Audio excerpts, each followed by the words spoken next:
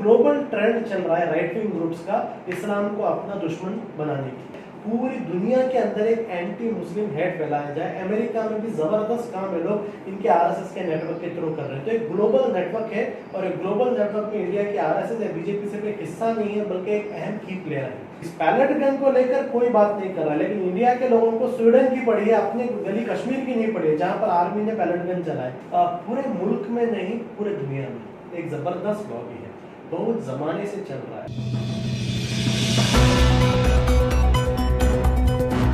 पल पल न्यूज से मैं हूं आपके साथ नदीम अकरम। नफरत फैलाने वालों की चाहे देश हो चाहे विदेश हो, कहीं भी कमी नहीं है।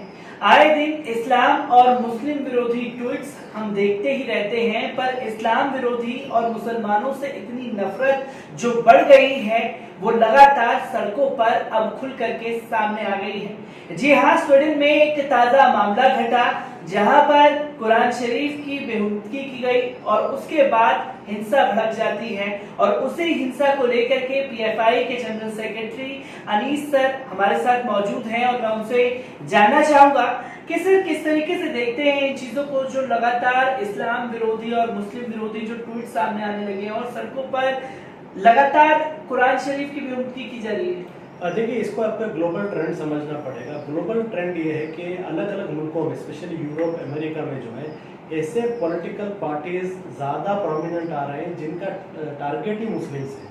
आप पोलैंड ले लीजिए, फ्रांस ले लीजिए, स्वीडन ले लीजिए, नॉर्वे, डेनमार्क, ये बेसिकली ऐसे कंट्रीज हैं जहाँ पर ऐसा एक इतिहास नहीं है। लेकिन अभी हाल ही में ऐसे कंट्रीज में क्या हुआ, इनको हम राइट विंग पार्टीज कहते हैं।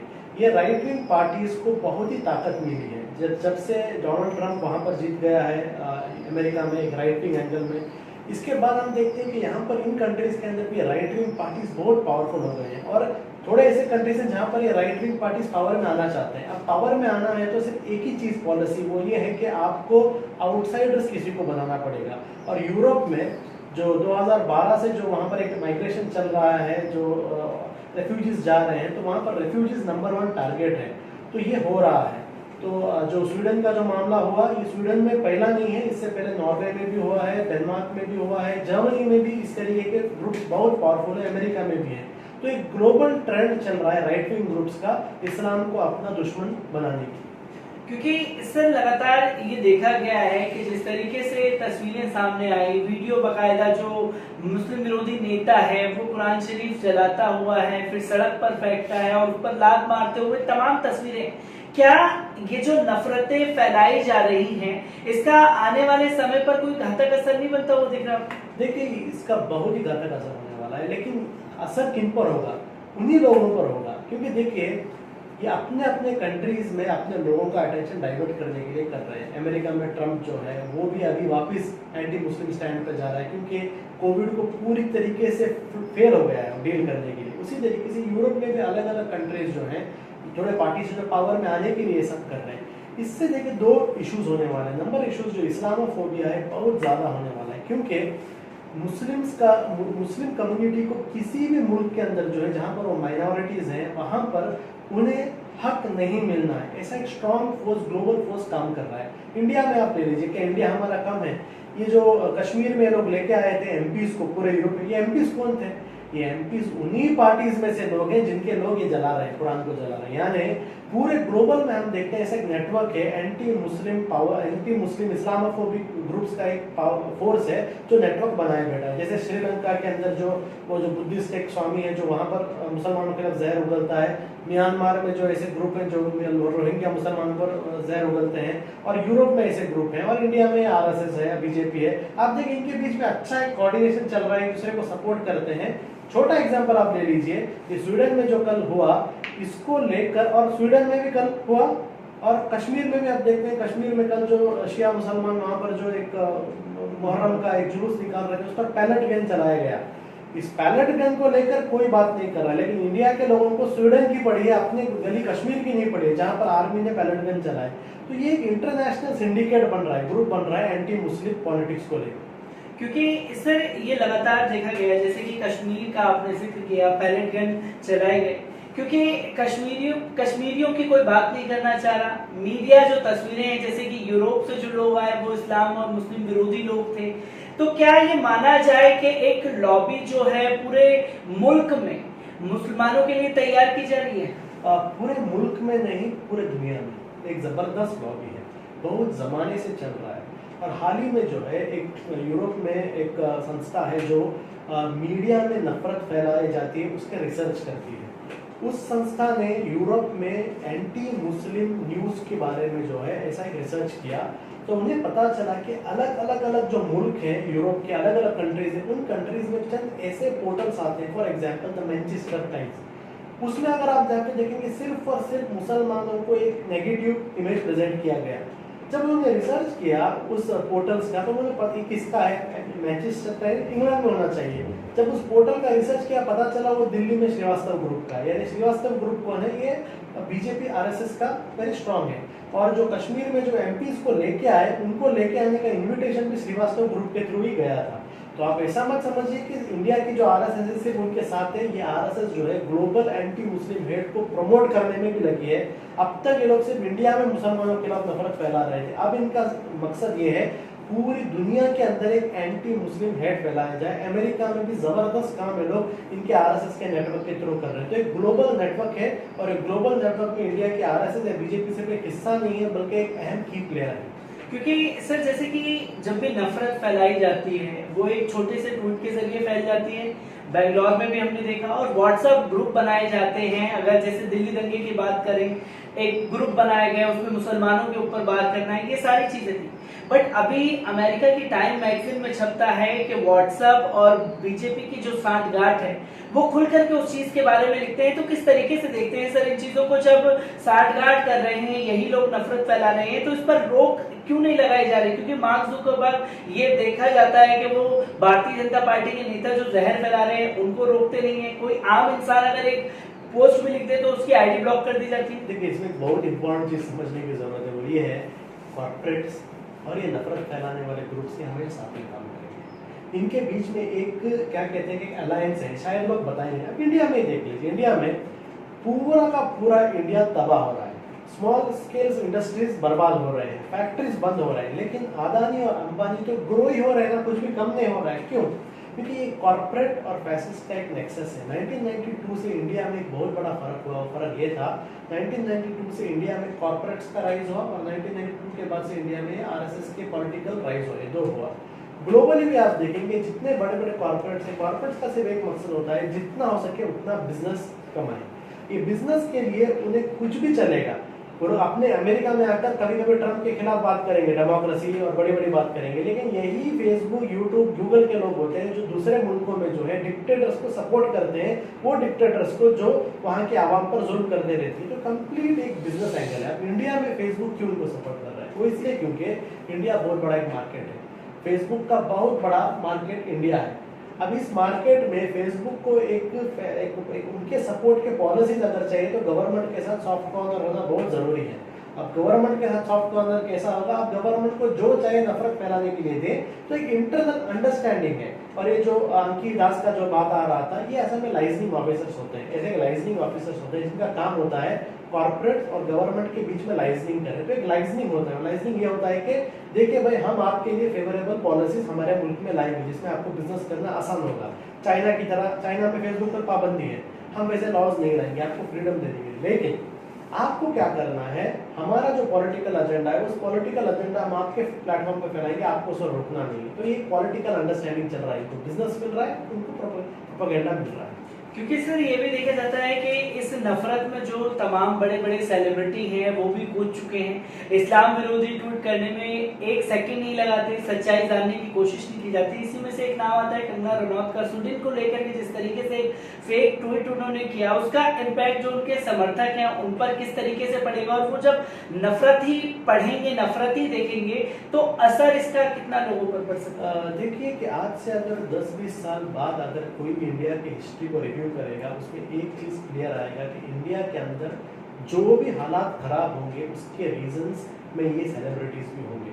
ये सेलिब्रिटीज जो ऐसे फिल्म बनाते हैं जिस फिल्मों में मुसलमानों को दुश्मन बताया जाता है, मुसलमानों का नेगेटिव इमेज क्रिएट किया जाता है, मुसलमानों को इंडिया का हिस्टोरिकल एनिमी बताया जाता है, वो सेकेंड। आजकल आप देखेंगे मुसलमानों के बारे में देखिए, असल में क्या, दिल में नफरत हमेशा से था, लेकिन इजहार नहीं कर रहे थे। आज क्या है, इजहार करने का फ्रीडम है, क्योंकि उनको प्रोटेक्ट करने वाले गवर्नमेंट में बैठे हुए हैं।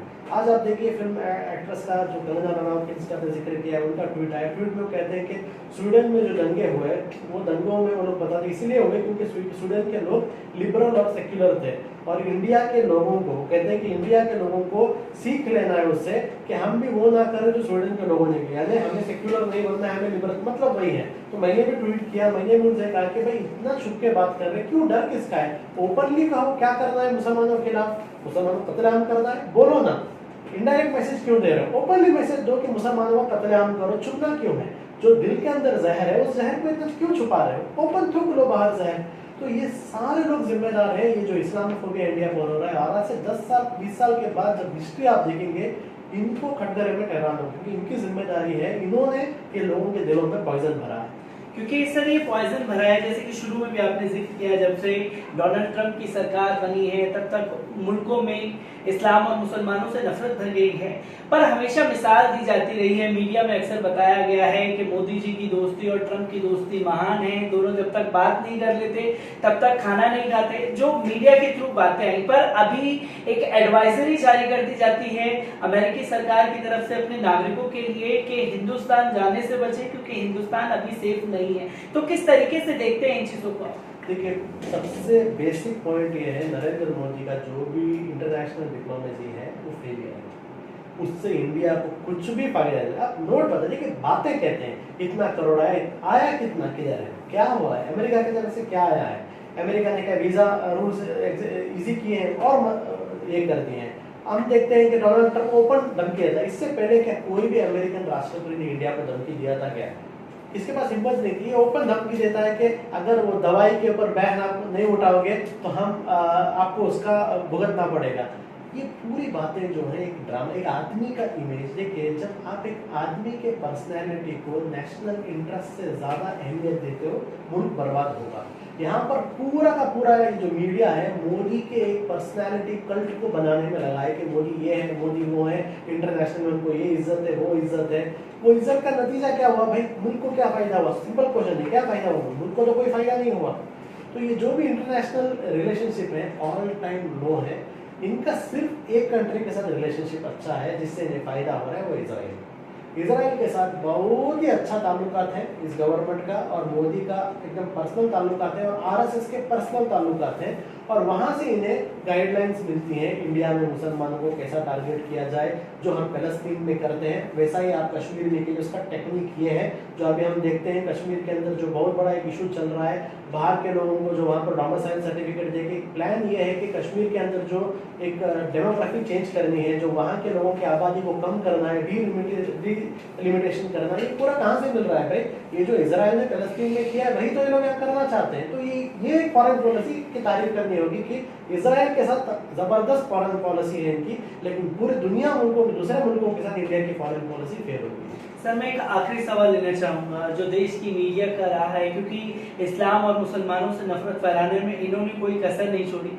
अगर ताज़ा इंसिडेंट उठा करके देखे जाएं, सुदर्शन टीवी का जो सुरेश चव्हाण के हैं, खुले तौर पर IPS जो लोग बन रहे हैं उनके ऊपर सवालिया निशान खड़े कर देते हैं और इसको नाम देते हैं कि UPSC जिहाद। तो किस तरीके से देखते हैं इन चीजों को, क्योंकि सरकार जो है इन लोगों के ऊपर रोक नहीं लगा रही, बल्कि समर्थन में आकर के बीजेपी के नेता इनके खड़े हो रहे हैं। तो कैसे इस चीजों से निपटा जा सकता है? देखिए, ये बात हम लोग जमाने से कह रहे थे। हम लोग जब पॉपुलर फ्रंट से ये बातें कह रहे थे, चंद बड़े बड़े इंटेलेक्चुअल आकर हमें कहते थे कि एजुकेशन हर चीज़ का सोल्यूशन है, आप मुसलमानों में IAS बनाओ, IPS बनाओ, सारे प्रॉब्लम सॉल्व हो जाएंगे।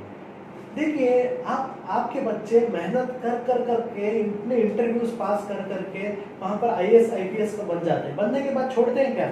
उसके बाद ऐसे लोग ओपनली आके कहते हैं कि IAS IPS भी क्या है, साजिश है। और आप सोचिए, जब ऐसा एक IAS ऑफिसर किसी भी एक हिंदू मेजॉरिटी डिस्ट्रिक्ट में या एक नॉर्मल डिस्ट्रिक्ट में जब पोस्टिंग होगी, उसको वहाँ रिस्पांस क्या मिलेगा? वहाँ के लोगों में क्या एक कैंपेन चलाया जाएगा कि एक जामिया के बच्चे को प्लान एक इस्लामिस्ट आपके ऊपर लाके बैठाया गया है, जो वहाँ पर एक साजिश के तौर पर, जिहाद के तौर पर आपका IAS ऑफिसर बना है। फायदा क्या है भाई? तो देखिए, ये जो लोग कहते हैं ना एजुकेशन ही सोल्यूशन है, पॉलिटिक्स ही सोल्यूशन है, फलां चीज़ ही सोल्यूशन है, इंडियन मुस्लिम्स का प्रॉब्लम जो है कोई सिंगल सोल्यूशन नहीं है, ये कंबाइंड बहुत सारी चीज़ें। आपका एजुकेशन में एक अप्रोच होना चाहिए, आपका मीडिया में एक अप्रोच होना चाहिए, आपका पॉलिटिकल में एक अप्रोच होना चाहिए, आपका लीगल में एक अप्रोच होना चाहिए, आपके राइट्स के हुकूक मानने का जो तरीका है उस तरीके में एक होना चाहिए, रास्ते पर उतरने का जो तरीका है उसमें एक सिस्टम होना चाहिए। ये सारे चीज़ों को हम कहते हैं popular front of India total Muslim empowerment. ये सब चीज़ होनी चाहिए, वरना क्या होगा, मिसाल क्या होगा, आप कहें एक तरफ से आप बिल्डिंग बनाएंगे और दूसरे तरफ से लोग होंगे जो इस बिल्डिंग की बुनियाद को तोड़ते रहेंगे। आप बिल्डिंग बनाते जाएंगे, लोग बुनियाद तोड़ते जाएंगे। तो इसका मतलब क्या है, एक तरफ से बिल्डिंग बनाओ, दूसरी तरफ से उस बिल्डिंग की प्रोटेक्शन की हिफाजत करने की भी कुछ अरेंजमेंट रखो, ताकि आपके बच्चे जब IAS IPS बने कोई वो उम्मीद ही ना उठा सके। तो ये एक जो आप देख रहे हैं कि RSS और ग्रुप जो है ये खामोश नहीं बैठेगी। आप कुछ भी करो, आप IAS बनाओ तो उनको बदनाम करेंगे, आप मीडिया बनाओ तो उनको बदनाम करेंगे। तो कंप्लीट इकोसिस्टम पर मुसलमान को काम करने की जरूरत है। तो पॉपुलर फ्रंट ऑफ इंडिया से अलीस हमारे साथ थे, जिन्होंने साफ तौर पर समझाया इन चीजों को जो इस्लाम विरोधी ट्वीट्स हैं और मुसलमानों से जो नफरत अब सड़कों पर दिखने लगी है, वो चाहे देश हो चाहे विदेश हो, आने वाले समय पर इसका घातक असर आम नागरिकों पर पड़ेगा। वो आम नागरिक कोई नेता के बच्चे नहीं होंगे, हम और आप मामूली इंसान होंगे।